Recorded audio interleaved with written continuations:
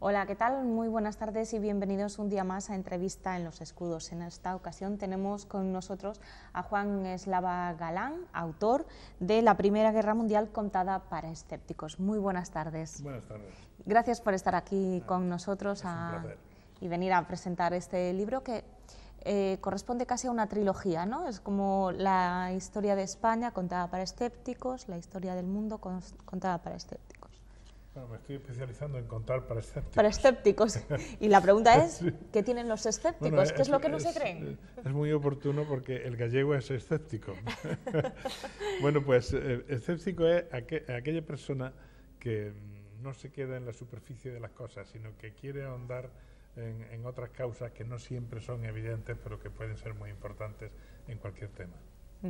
¿Qué nos vamos a encontrar en este libro? Porque a pesar de que es a lo mejor un libro, una información por todos conocida, ¿no? Lo que fue la Primera Guerra Mundial, aquí nos vamos a encontrar como la parte de atrás de esa gran guerra, La ¿no? trastienda, sí. Yo he intentado en este libro, sobre todo, contarle la guerra de un modo atractivo al gran público. Porque efectivamente todo el mundo sabe que hubo aquí una guerra hace ahora 100 años, que después vendría la Segunda Guerra Mundial. Las dos juntas, que son primera y segunda parte, en cierto modo son el suicidio de Europa, por eso ahora estamos mucho peor de lo que estábamos hace un siglo. Pero muy poca gente encuadra los hitos importantes de esta guerra, ¿no? Poca gente sabe, por ejemplo, que en esta guerra, o no saben exactamente qué lugar ocuparon personajes que están en el imaginario popular, como por ejemplo la espía Mata Hari, que sobre todo actuó en España, o Rasputín, ese misterioso monje que tenía hechizada la corte del zar, ¿no? O el Barón Rojo, que ahora suena a la gente joven como nombre de un conjunto musical, pero que en su momento fue un aviador muy famoso, ¿no? O Lawrence de Arabia, del que todos recordamos la película, ¿no? Entonces, bueno, yo he querido contar todo eso y mucho más, a veces a través de anécdotas, de cosas que ocurrieron en esta guerra. Muy amena, sí, incluso en la manera. apelando al humor en alguna ocasión. Sí, porque sí, paradójicamente, en una situación de guerra tan terrible y tal, sin embargo, surgen ocasiones de humor, sobre todo de humor negro, tan hispano, ¿no? Así que, bueno, yo lo he aprovechado todo eso para explicar de un modo sencillo y atrayente lo que fue este episodio de nuestra historia. Todos conocemos la historia que hemos estudiado en el colegio, en los institutos o en la universidad, y siempre da la sensación que la Segunda Guerra Mundial ha un poco eclipsado a lo que fue la Gran Guerra, porque, sí, como bien explica usted, fue después de un periodo de paz que se pensaba que una guerra ya iba a ser algo imposible, de repente llegó este conflicto. Encuadrado en la Europa de entonces, reinaba un general optimismo, porque recientemente se había inventado la electricidad, que eso revolucionó por completo todo, ¿no? El automóvil, las vacunas, la anestesia para las operaciones, empezaba a haber agua corriente en los pisos y en las casas, ¿no? Es decir, que se vivía un periodo de absoluta euforia. Y claro, pensaba que eso de la guerra, la gente pensaba esto de la guerra es una cosa del pasado, que esto ya, esa barbarie ya no puede venir, porque ya fíjate cómo hemos progresado. Pero al mismo tiempo hay unos nubarrones que se están cerniendo sobre Europa, que es que hay unas grandes potencias que entre ellas están compitiendo por ensanchar sus industrias y sobre todo sus comercios, y particularmente Alemania se ha incorporado. Alemania, poca gente sabe que es país solo desde 1870. Antes no había un país que se llamara Alemania. Había alemanes, obviamente, y había el idioma alemán, pero no había un país. Había pequeños principados, estaditos pequeños, 30 y tantos, en lo que ahora ocupa Alemania, Hannover, Prusia, Baviera, todo eso. Y de pronto, cuando se hacen gran potencia, se hacen una potencia, descubren que han llegado tarde al reparto del mundo, al reparto de las colonias, y ellos quieren también tener colonias y tener sus mercados. Entonces, obviamente, tarde o temprano van a ir a la guerra, y bueno, aquí el estallido fue en 1914. Los nacionalismos, dice usted, que han sido lo peor que nos ha podido ocurrir, una calamidad para que nos ha podido Occidente. ocurrir, pero que también nos está ocurriendo. No, sí, nos sigue ocurriendo, obviamente, ¿no? Los nacionalismos, pues hay nacionalismos muy destructivos que solo traen problemas. No tenemos más que ver, consecuencia de esta guerra precisamente, son los problemas que hay ahora en los Balcanes. Los Balcanes es una especie de volcán que ahora mismo está apagado, hace unos años estaba en erupción y ya vemos las barbaridades que se cometen por los nacionalismos, precisamente, ¿no? O el problema de Oriente Medio es otro problema heredado de esta guerra. La gente cree que todo esto está superado, pero bueno, todo esto está vivo. ¿Cómo de vivo está? Pues en esa zona está bastante vivo, es decir, no hay nada asentado. Ahora vemos en los telediarios continuamente las noticias, por ejemplo, de Siria. Siria es un país absolutamente artificial, surgido de esta guerra precisamente, porque todo eso era imperio turco. Entonces los franceses y los ingleses se repartieron el imperio turco, lo dividieron como ellos quisieron en una serie de países y bueno, ya vemos que son países inestables y sociedades inestables. También cuenta usted cómo durante esta guerra pues todos esos avances que se estaban comenzando a hacer, cómo se hicieron prácticos, ¿no? Con nuevas armas. En un principio los que intervinieron en la guerra, es curioso, fueron a la guerra con alegría, porque creían que iba a ser un paseo militar, que iba a ser una cosa pintoresca, iba a durar un par de meses, 3 a lo sumo, y que después todo el mundo volvería a casa para Navidad, todo el mundo estaría muy feliz, la gente joven, con ardor y deseo de aventura, pues iba a ser, los iban a condecorar y todo eso, ¿no? Pero hubo 2 avances tecnológicos que determinaron que esta guerra fuera distinta, que fue la ametralladora y la alambrada. Entonces, con ametralladora y con alambrada ya no podían moverse libremente las tropas por el campo de batalla. Tuvieron que enterrarse en trincheras. Y claro, la vida de la trinchera era horrible, sobre todo en la parte donde se estabilizó el frente, había una línea de trincheras que iban desde la frontera suiza hasta el mar, es decir, hasta Holanda. Y en esas trincheras eran zanjas infectas, muchas veces llenas de ratas, con piojos, y con una humedad tan terrible que salió una enfermedad nueva que era el pie de trinchera. Los pies estaban húmedos o mojados todo el día y acababan teniendo que amputarlos. O sea que la guerra en ese sentido fue terrible. La mortandad de esta guerra era desconocida, hasta entonces ninguna guerra había causado tal mortandad como la que causó esta. Es decir, una guerra que en un principio se preveía fácil y casi pintoresca, acabó siendo lo que llamaron la Gran Guerra porque pensaron que no podía haber nada que superara. A los 20 años hubo otra que la superó en horror. ¿Qué es lo que más le gustaría a usted que nos quedásemos de este libro?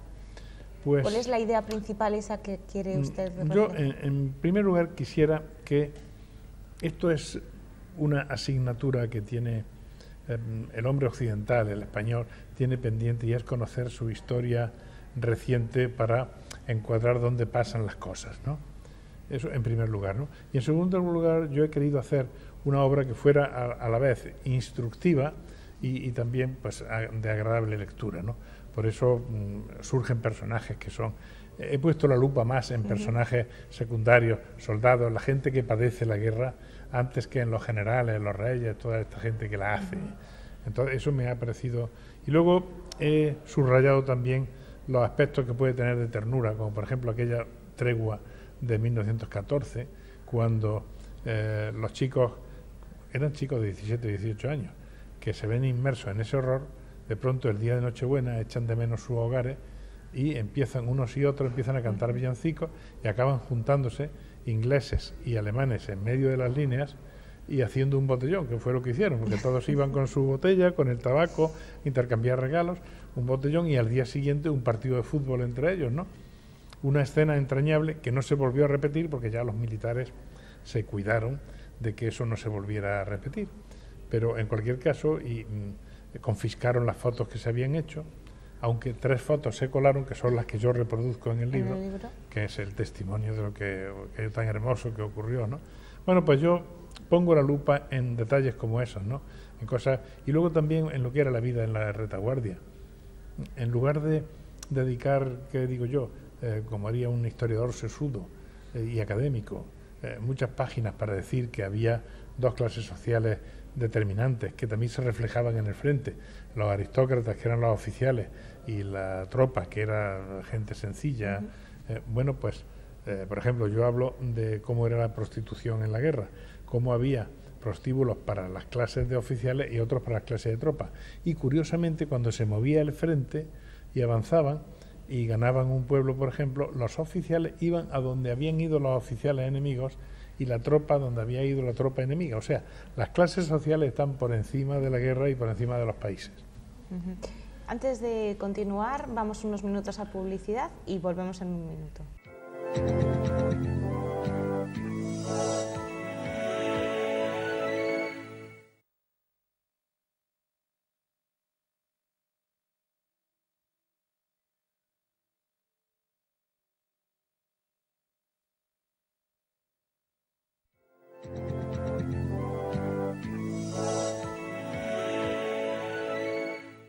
Bueno, pues retomamos la entrevista con Juan Eslava Galán, que, como les decimos, está presentando en nuestra ciudad la Primera Guerra Mundial contada para escépticos. Estábamos contando, bueno, pues algunas de las partes más importantes de este libro, que dentro de la crudeza y la dureza, ¿no?, de lo que supuso esta gran guerra, pues tiene esos toques humorísticos que también nos hacen que la lectura sea muy más llevadera, porque son libros que son muy agradables de leer y que uno se lee muy rápidamente. Yo intento, es decir, a mí tampoco me gustaría leer un libro de guerra donde solo se hablara de la guerra. La guerra es un elemento que hace que el ser humano pues enseñe lo que realmente es, desde el horror hasta la abnegación, hasta la bondad y todo esto. Y entonces yo me fijo más en esos detalles. No he querido hacer un libro de guerra porque a mí tampoco me gusta leerlo, ¿no? Sino eso, un libro que, bueno, que puede ser tierno, que puede ser instructivo. Y luego también me he fijado especialmente en que esto va dirigido a los lectores españoles. Por ejemplo, España fue un país neutral, no intervino en la guerra, pero la guerra sí intervino en España, por decirlo así. Entonces, eso, que es un capítulo bastante desconocido, yo le he prestado mucha atención en mi libro. Por ejemplo, ahora estamos en Vigo. Vigo tuvo bastante importancia en la guerra. Aquí venían muchos submarinos alemanes y en la Primera y en la Segunda Guerra Mundial también. Es decir, los puertos esenciales de España en los que intervino la guerra fueron Vigo, Cádiz, Cartagena y Barcelona, pero sobre todo Vigo, por su proyección hacia el Atlántico, ¿no? Aquí había, por ejemplo, nudos de espías de una y de otra clase que se dedicaban a averiguar los barcos que entraban en el puerto, hacia dónde se iban a dirigir y qué carga llevaban. Y claro, daban el chivatazo y muchas veces había submarinos esperándolos.